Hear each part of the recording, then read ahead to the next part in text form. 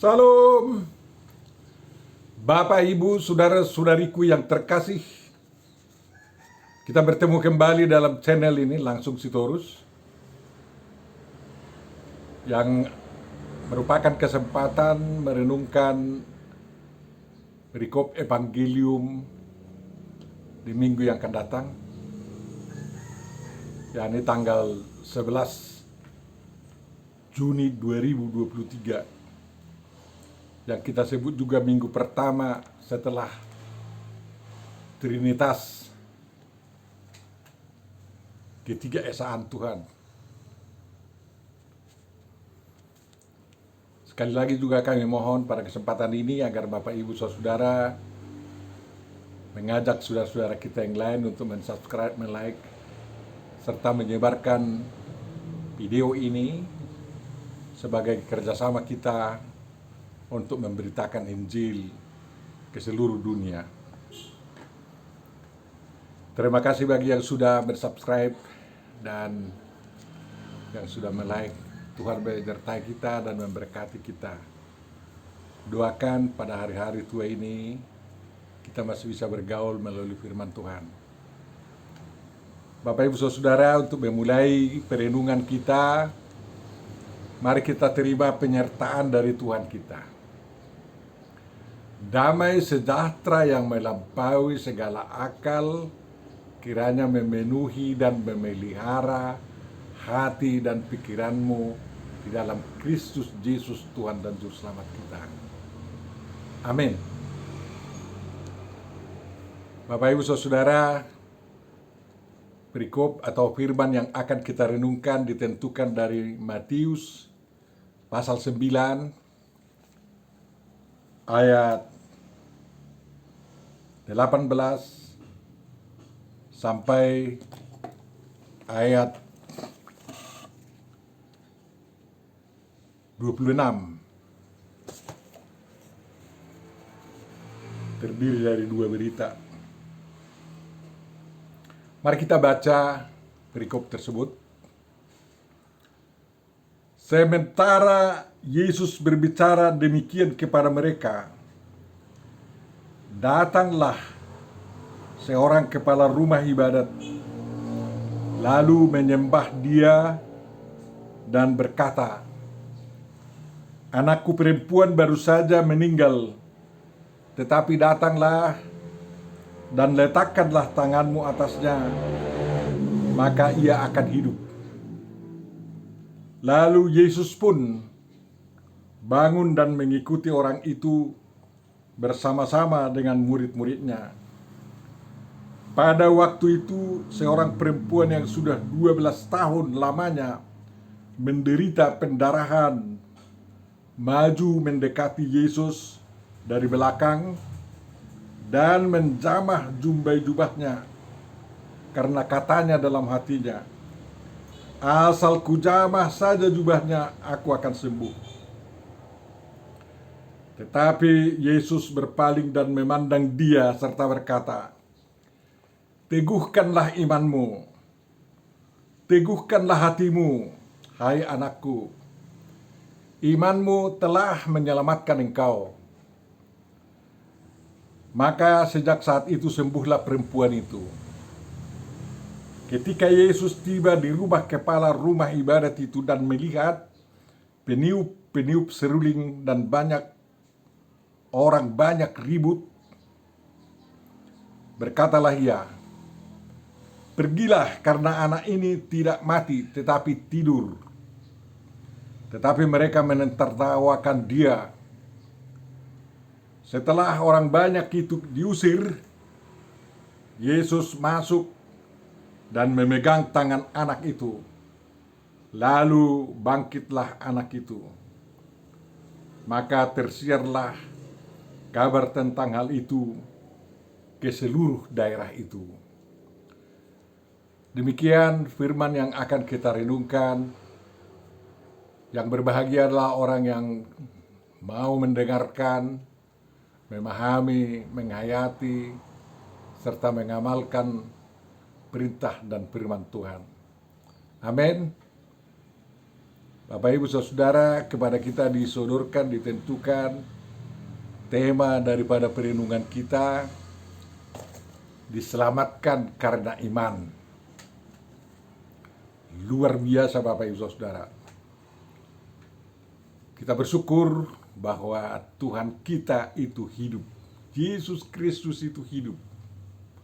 Dan bukan hanya kita yang mengakui bahwa Yesus Kristus itu hidup. Juga orang-orang Islam mengakui bahwa Isa Al-Masih itu hidup sampai sekarang dan akan datang nanti untuk menghakimi orang yang mati dan orang yang hidup. Memang banyak cerita mereka tentang kedatangannya, walaupun itu sekarang ini teolog muda mereka mulai menyangkal itu. Tapi bagi kita jelas dalam kitab suci kita, Yesus Kristus yang adalah penyataan daripada Allah yang Tritunggal itu hidup sampai sekarang di surga dan bergaul dengan kita. Minggu-minggu kita setelah minggu yang lalu sebagai Minggu Trinitas, ini semuanya menjadi minggu-minggu setelah Trinitas. Sampai nanti mulai tahun baru gereja, Advent misalnya. Kadang-kadang dalam bahasa Batak dikatakan masa kesempatan ini adalah masa pemberitaan Injil dengan giat untuk mengembangkan kerajaan Yesus Kristus di seluruh dunia. Kita bersyukur bahwa kita menjadi gambar dan rupa Tuhan. Minggu yang lalu telah diberitahu kepada kita bahwa manusia diciptakan menurut gambar dan rupa Tuhan. Kejadian 1 ayat 27 dan Kejadian 5 ayat 1. Keesaan tubuh manusia juga merupakan gambaran daripada keesaan Tuhan yang Tritunggal itu. Manusia terdiri dari tubuh, firman, pikiran, kata-kata, dan roh. Tuhan juga terdiri dari tubuh, firman, dan roh.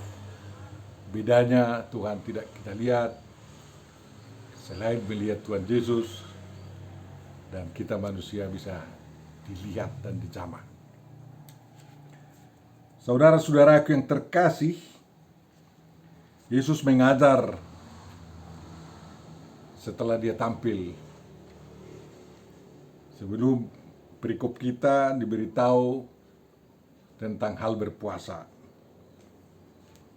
Bukan berpuasa seperti tradisi-tradisi yang dilakukan oleh manusia. Dia mengikuti berpuasa seperti dikatakan dalam Yesaya 58. Dan terus terang tidak bisa diisi katanya anggur ke kantong yang ditambal sulam, yang buruk dan yang baru, sehingga akan semakin robek itu nanti. Artinya kalau mengikut Yesus harus baru semua.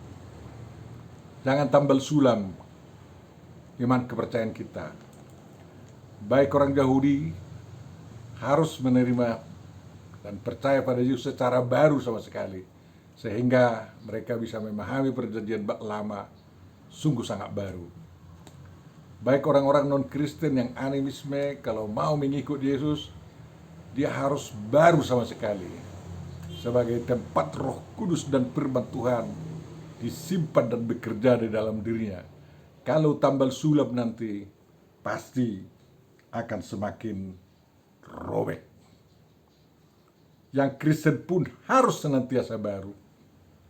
Yang ada dalam Kristus adalah ciptaan baru. Ciptaan baru yang tidak pernah usang. Sungguh waktu itu Tuhan Yesus masih berada di tengah muridnya, dan sekarang secara fisik kita tidak bisa bersama dengan dia lagi. Tapi secara roh dan firman kita bersama dia. Dia menuntun kita dalam hidup ini. Tiba-tiba waktu itu datang seorang kepala rumah ibadat di Kapernaum. Dia seorang yang orang suci, orang yang beragama, yang taat, bahkan menuntun orang-orang percaya kepada Jehovah Elohim. Dan dia tahu di dalam perjanjian lama seorang nabi seperti Elia bisa menghidupkan anak yang sudah mati. Dan dia melihat bahwa dalam diri Yesus kenabian seperti kenabian Elia itu ada. Dia mungkin belum mengetahui bahwa Yesus melebihi dari kenabian Elia. Sama seperti saudara-saudara kita yang lain tidak mau menerima Yesus melebihi dari semua nabi yang ada. Ya, dialah nabi terakhir. Tapi ada orang yang mau menandinginya, tak kemana menandingi Tuhan Yesus. Tak mungkinlah itu. Sebenarnya nabi mereka itu harus menjadi rasul Tuhan Yesus, baru bagus. Dan satu lagi wanita datang yang kita tidak tahu keagamaannya.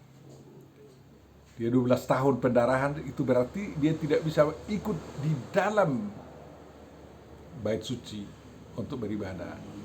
Karena orang pendarahan akan dianggap najis datang ke bait suci. Sehingga kalau dia datang kepada Tuhan Yesus, dia akan bukan hanya sembuh, bukan hanya ingin sembuh secara fisik, tetapi juga hidup keagamaannya disembuhkan. Dan perempuan itu harus benar-benar menjadi manusia baru. Jadi ada satu laki-laki yang sangat beribadah, dan satu perempuan yang menderita sehingga tidak bisa beribadah. Datang pada hari yang sama secara berurutan kepada Tuhan Yesus. Itu menandakan perlunya kita orang-orang yang menjadi pemimpin-pemimpin agama, yang taat beragama, atau juga orang-orang yang menderita sakit batin, sakit keagamaan, datang kepada Tuhan Yesus Kristus, membawa semua keluh kesah penderitaannya. Pasti setiap orang ada penderitaannya, dan hanya Tuhan Yesus jawabannya. Bapak Ibu saudaraku yang luar biasa, kepala rumah ibadat itu memberitahu bahwa anak perempuannya baru meninggal. Mungkin badannya masih panas, atau karena sudah sempat dipanggil para pemain suling, itu sudah berjangka waktu sehingga badan anak itu sudah dingin. Ya, sudah dingin lah, kalau ada 1 jam kan sudah dingin itu. Dia datang dengan penuh kepercayaan bahwa Yesus dapat membangkitkan kembali, menghidupkan kembali putrinya. Kesempatan yang lain Tuhan Yesus datang membangkitkan seorang anak gadis dengan mengatakan, Talita kumi, bangkitlah. Saudara-saudaraku yang terkasih di sini, tidak dikatakan ada kata-kata yang dikatakan oleh Tuhan Yesus, tetapi tangannya memegang tangan anak itu. Apa artinya itu? Tuhan Yesus mengalirkan kuasanya melalui tangannya kepada anak itu, sehingga anak itu kembali hidup. Begitulah berlaku sampai sekarang. Kalau siapapun mau mengulurkan tangannya kepada Tuhan Yesus, agar tangan Tuhan Yesus mengalirkan kuasa Tuhan kepada orang itu, pasti dia hidup. Itu luar biasa kan. Minggu yang lalu telah diberitahu bahwa Yesus menghembusi mereka dengan roh. Itu kuasa juga. Banyak cara Tuhan Yesus untuk mengalirkan kuasanya agar yang mati itu hidup. Manusia yang mati hidup. Iman yang mati hidup. Kepercayaan yang mati hidup. Asal kita mau datang atau dibawa orang lain kepada Tuhan Yesus, ya. Jadi mari tolong menolong. Kalau ada kau lihat saudaramu yang sudah mati, bukan hanya mati fisik, mati rasa, mati iman, mati pikiran, mati otak, bawa dia kepada Tuhan Yesus tanpa sepengetahuan orang itu juga, agar Tuhan Yesus datang menjamahnya. Itu kekuatan doa kita. Itu fungsi kita sebagai sesama manusia, membawa orang ke hadapan Tuhan Yesus agar orang itu mengalami kehidupan yang baru. Bapak Ibu Saudara, sewaktu dalam perjalanan itu seorang wanita yang pendarahan 12 tahun datang, asal kujaban nanti jubahnya, pasti saya sembuh katanya. Dia pikir rupanya tidak tahu bahwa Yesus itu ada kuasa yang keluar dari dirinya. Benar memang. Karena melalui jubahnya tersalurkan kuasa Yesus. Jadi peganglah Yesus itu. Pegang Yesus itu, pegang milik Yesus. Tapi benda itu bukan menjadi sembahan. Yesus yang menjadi sembahan. Tapi jubahnya apa? Banyak jubah Tuhan Yesus sekarang ini. Gerejanya, persekutuannya, dan lain-lain. Ya mungkin itu salib-salib yang apa, patung-patungnya juga semacam jubahnya itu. Kalau ku pegang itu bisa saya sembuh katanya. Kemarin saya tonton di YouTube banyak orang yang menciumi kaki patung yang disalibkan. Udah buruk lah kita ini, kupikir. Seolah-olah dibandingkan dengan yang ada di Mekah menciumi batu hitam itu. Aduh, kok dibanding-bandingkan, aku bilang. Jangan dibandingkan ya. Jadi Yesus merasa bahwa ada kuasa yang mengalir dari dia, dan dia melihat perempuan itu, katanya, teguhkanlah hatimu, jangan goyah. Itu sangat perlu. Apa yang dikatakan Tuhan Yesus itu juga berlaku bagi kita sekarang. Teguhkan hatimu, jangan goyah. Walau begitu banyak hambatan, tantangan, agar kau tidak sampai kepada Tuhan Yesus, jangan ragu dan jangan goyah. Usahakan sampai engkau menyentuh jubahnya, sampai kau bisa masuk baitnya dan berdoa di sana, sampai kau bisa mengundang Tuhan Yesus, rohnya ke dalam dirimu, agar kau disembuhkan. Pasti kau sembuh. Jangan ragukan itu, ya. Pasti kau sembuh. Dan dia minta agar iman perempuan itu kuat, karena itulah yang menyelamatkannya. Makanya sola fide juga ya, sola fide juga. Imanmu yang menyelamatkan. Hanya itu kah? Tidak. Perempuan itu harus berjuang menyentuh jubah Yesus. Itu perbuatan. Jadi harus kombinasi perbuatan dan iman, ya. Memang iman mendahului perbuatan. Itu nyata dari perempuan ini. Juga nyata dari kepala rumah ibadat ini. Iman mendahului perbuatan. Perbuatan berjumpa dengan Yesus dan betul-betul bisa memohon agar Tuhan Yesus mengabulkan apa yang kita inginkan. Bapak Ibu Saudara yang terkasih, sampai sekarang memang berlaku, ya. Kalau ada imanmu sebesar biji sesawi, bisa kau pindahkan bukit gunung sana ke lembah sana. Bisa. Bukan hanya dengan bikin tanda begini, hai gunung-gunung pindahlah, enggak kayak gitu. Kalau ada imanmu sebesar biji sesawi, beli traktor 2000 biji untuk memindahkan gunung semanuk-manuk ke Danau Toba. Selesai kan? Atau ke jalan raya, jalan tol sepanjang Sumatera, Jawa, Kalimantan, Sulawesi, dan Irian Barat atau Papua. Iman yang mendorongnya. Kalau Bapak Presiden Joko Widodo tidak punya iman yang kuat dan disertai dengan tekad yang kuat bahwa kerinduannya Indonesia harus sembuh dari semua luka-lukanya, luka-luka kebodohan, keterbelakangan, kemiskinan dan lain-lain. Dia tidak akan gigih bekerja. Dia akan ubah dunia ini, kata dia. Kan dia presiden kita kan bisa mengubah dunia ini. Walaupun dia bukan Kristen, kita suka dengan dia. Lebih Kristiani saya rasa Bapak Joko Widodo itu dari kita, kan kayak gitu. Banggalah punya saudara atau orang tua kita atau yang kita hormati presiden kita, kan seperti itu kan. Jangan seperti yang ada di Afghanistan sana, yang ada di Libya sana, yang ada di daerah di Timur Tengah sana. Kalau mau berkuasa, basmi katanya. Yang tidak segolongan dengan kita, basmi katanya. Bukan gitu dong. Nggak laku lagi zaman sekarang kayak gitu. Karena apa? Tuhan menginginkan kita hidup bersama kan. Sembuh bersama, laki-laki dan perempuan, anak mati dan yang sakit, diinginkan hidup bersama. Dan ini si kepala rumah ibadat menolong anaknya agar hidup bersama dia.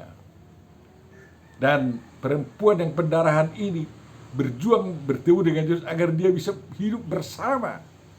Dan Tuhan Yesus tidak mengatakan, tidak menolak mereka, tidak. Tidak ada dendam. Walaupun Tuhan Yesus tidak segolongan dengan mereka kan. Enggak ada diberitahu di situ. Tak mereka menjadi murid Tuhan Yesus, enggak.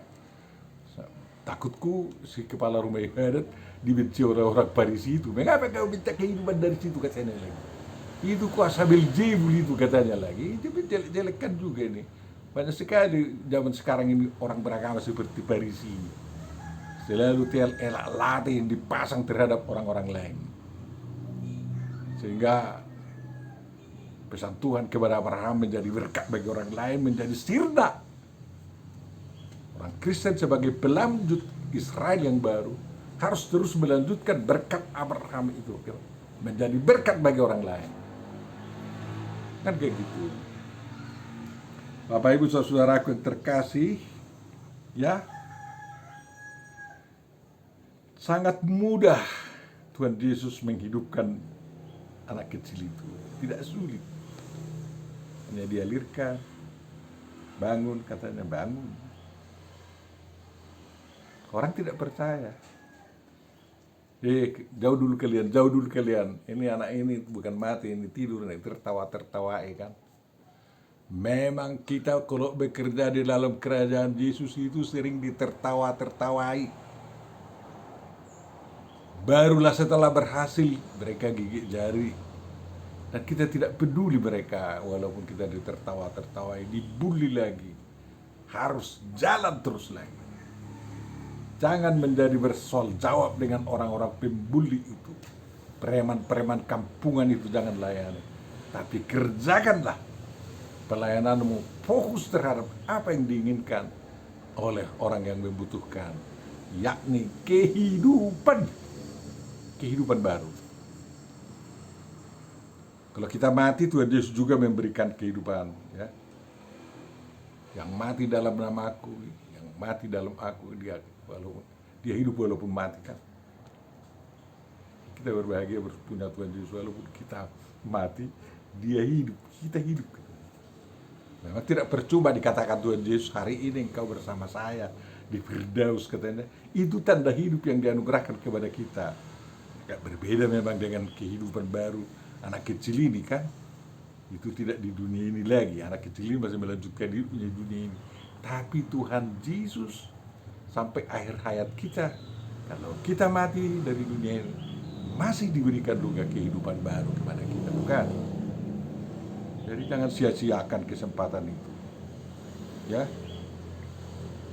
Jangan buat kalau kepala rumah ibadat ini mengatakan, aku kan orang Yahudi, tidak bisa bergaul seperti dengan Yesus. Itu kita tahu aliran-alirannya itu, katanya dia akan tidak mau bergerak mencari kehidupan bagi putrinya. Ya, banyak sekarang penghalang begitu untuk datang kepada Tuhan Yesus. Agama kita sering menjadi penghambat kita. Padahal walaupun kita datang kepada Tuhan Yesus, kita tidak menjadi orang murtad, kawan. Bukan. Kita tetap dalam agama kita. Ini si kepala rumah ibadat tetap di dalam jabatannya, tidak lengser-lengser. Tapi putrinya sudah hidup. Kalau kamu datang di zaman ini kepada Tuhan Yesus, kau hidup, ekonomi hidup, agamamu hidup, semuanya hidup. Dan itu menjadi berkat bagi orang lain kan, bagi dunia ini. Makanya semua orang berlomba-lomba untuk menciptakan suatu kehidupan yang baru. Sangat disayangkan sampai sekarang Ukraina dan Rusia masih berusaha mematikan kehidupan dengan perang yang tidak berguna itu. Dan anggar jago Amerika ini kan Eropa Union ini bentang-bentang banyak senjatanya. Kalau mereka tidak supply senjata kepada Ukraina dan katakan stop, hai Rusia, stop, mari berunding, mana batas-batasmu, ya didengar, selesai. Bikin plebisit dalam PBB. Kalau nggak mau karena Ukraina bergabung dengan Rusia lagi, ya tak usah paksa, kan kayak gitu. Karena ini pemimpin rumah ibadat ini mau bergabung dengan Yesus walaupun tidak sekolongan, makanya terjadilah kehidupan yang baru kan. Kalau ada Crimea dan lain-lain daerah-daerah dari Ukraina ini diadakan plebisit oleh PBB, jangan seperti dijadikan Putin tiba-tiba bikin plebisit waktu itu seolah-olah itu yang jadi sah. Jangan. Tapi kalau sudah merdeka ya merdekalah. Makanya di Papua tidak perlu ada plebisit kan, karena sudah merdeka mereka.